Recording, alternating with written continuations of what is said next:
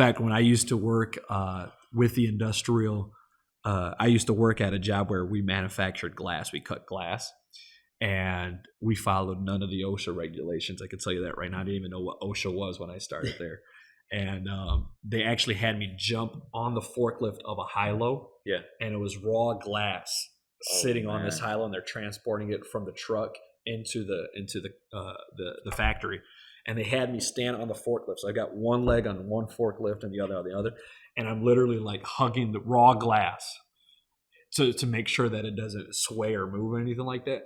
And so we're going, and the guy that's driving the high-low is like at full speed in this factory. And I'm just holding I'm just holding on for dear life, and I'm thinking, I'm dead, right? Oh, yeah. And so he gets to where we were supposed to go, and he hits the brakes.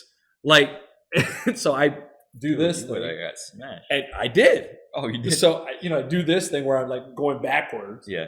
And then like just smash right back into the raw glass, and my finger got pinched right behind the glass.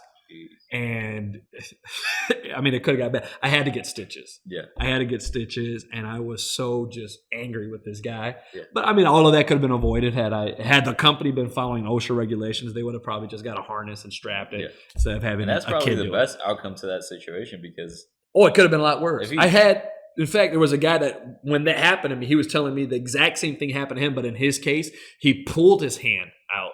And actually, it stripped all the meat off of his skin down to the bones. And, like, it was just dangling there. So, yeah, it could have been a whole lot worse. But follow the rules, guys. Follow the regulations. They're there to protect you. But, yeah, definitely don't be a dummy at work. Don't be a dummy. And then, like, this other time, at that exact same company I'm working at, there was the same guy on his forklift. We obviously didn't learn our lesson. And he's got the glass on there, and he hits the brake again, and the glass starts to lean forward. Mm-hmm. Like he was depending on the gravity and the weight of the glass to keep it there. So he hits the brake, and the glass starts to lean forward. And I run it, like just out of instinct. It wasn't like I was thinking about it. Out of instinct, I ran to push the glass back, and the weight like was so heavy that, it's leaning on me. But at this point, I can't like back up because it's going to fall on me now. Yeah. So I'm like just there, just trying to hold it up. And a guy behind him was on another forklift, saw this happening, and he jumps off of his forklift, doesn't put the forklift on and park.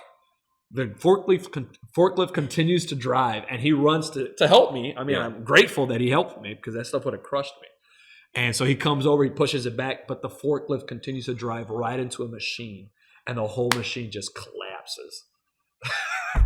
Needless to say, I got out of there. Yeah. I no longer work for that company. And there's a lot of cases where, like, there's a forklift driver in a warehouse facility. Yeah. There's a bunch of product. Yeah. And then they tip one over, and the rest is domino Everything effects. is domino effects. Yeah. And all of it, again, could be avoided just by simply following the rules, regulations that are in place,